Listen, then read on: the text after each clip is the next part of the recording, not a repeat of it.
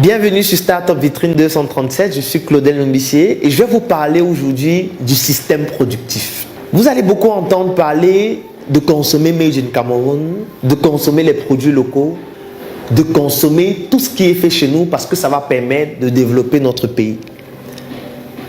Avant de passer à cette notion du consommer camerounais et surtout des simples gros mensonges sur le Made in Cameroun, je vais d'abord vous expliquer ce que c'est que le système productif afin que vous puissiez comprendre de quoi il s'agit.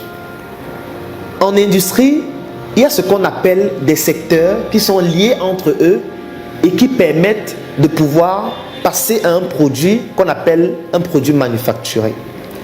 Il y a ce qu'on appelle le secteur primaire qui est la production, le secteur secondaire qui est la transformation de la production et le secteur tertiaire qui est la distribution de ce qui a été produit puis transformé.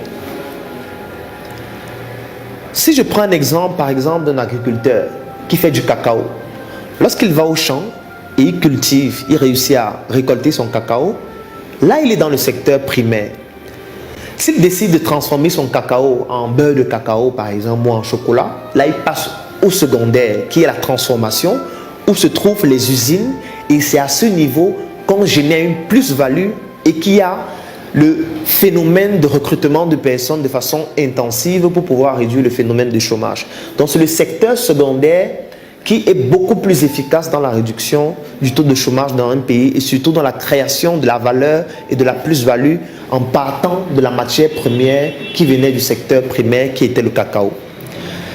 Le secteur tertiaire, lui, va constituer un élément majeur parce que c'est lui qui permet de distribuer les produits qu'on a transformés, soit sur le plan local, soit sur le plan international, ce qui va permettre de générer des devises étrangères. Le problème dans notre pays, c'est qu'après la colonisation, déjà que pendant la colonisation, nous avons des ancêtres qui se sont battus énormément pour que nous puissions sortir de ce système d'aliénation. Et surtout après la Deuxième Guerre mondiale, les colons ont été obligés de partir de notre pays. Mais étant donné que c'était eux qui dirigeaient tout le système productif et qui détenaient pratiquement toutes les usines, ils nous poussaient uniquement à être des administrateurs. Comme on le verra dans une vidéo où je vous parlerai du système éducatif et de ses failles, ils ont conçu des systèmes qui vont nous permettre de rester dans un état d'aliénation, même quand ils ne sont pas là.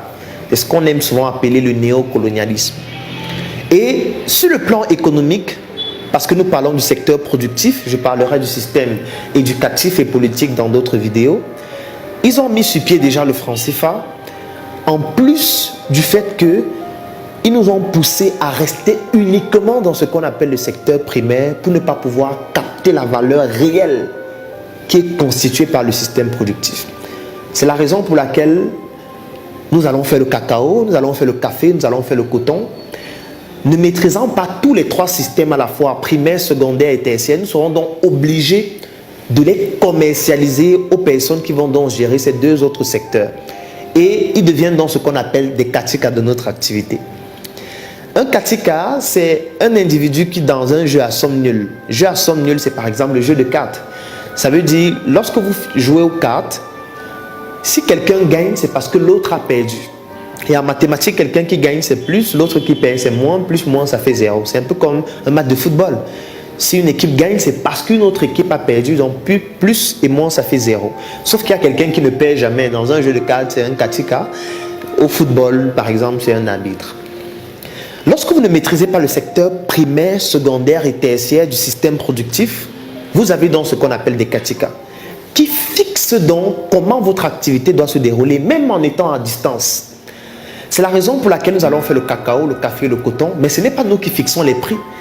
On va nous dire, moi j'ai 700 francs pour ton kilo de cacao. Si tu n'es pas content, va sucer ça avec tes enfants à la maison. Et étant donné qu'on n'a donc pas la capacité de pouvoir transformer ça nous-mêmes, parce que ça a été conçu par le système qui a voulu que nous puissions rester dans cet état d'aliénation sur le plan intellectuel, nous sommes donc obligés de commercialiser nos matières premières. Lorsque nous vendons nos matières premières à l'étranger, étant donné que le franc CFA est mis sur pied et est commandé depuis la France et même déjà depuis l'Europe, puisque la France fait partie de la Banque Centrale Européenne qui gère l'euro, mais c'est le Trésor français qui donc capte de toutes les devises étrangères de nos pays, de la zone franc et principalement du Cameroun pour ce cas précis, et bénéficient donc de 50% de nos devises à chaque fois que nous vendons nos matières premières à l'étranger. Ils vont donc faire quoi? Ils vont transformer nos matières premières dans le secteur secondaire en un produit dérivé, par exemple, qu'on appelle le chocolat ou le beurre de cacao, et nous revendre ce produit qui est manufacturé cette fois et qui a une valeur ajoutée beaucoup plus importante que le produit primaire que nous allons acheter en étant tout content à 2000 francs, 5000 francs parfois, alors que la quantité de cacao que vous retrouvez à l'intérieur est très faible.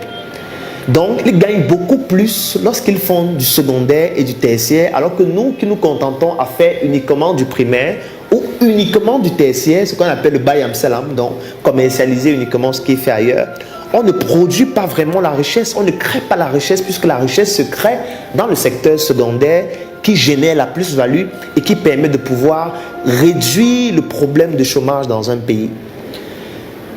Je vous ai expliqué ces trois notions afin que vous puissiez comprendre à quel point il est important de pouvoir maîtriser les trois secteurs du système productif, à savoir le primaire, le secondaire et le tertiaire, parce que c'est le seul moyen de réellement créer de la richesse pour pouvoir se permettre d'avoir suffisamment de devises qui vont nous permettre de développer efficacement notre pays. Dans la prochaine vidéo, je vous parlerai du circuit économique et après, je vous expliquerai quelle est l'importance de consommer des produits qui sont faits chez nous, à savoir les notions de patriotisme économique, pour conclure avec les simples gros mensonges sur le Made in Cameroun qui est articulé par la gesticulation patriotique qu'on a l'habitude de voir en ligne. Je vous remercie.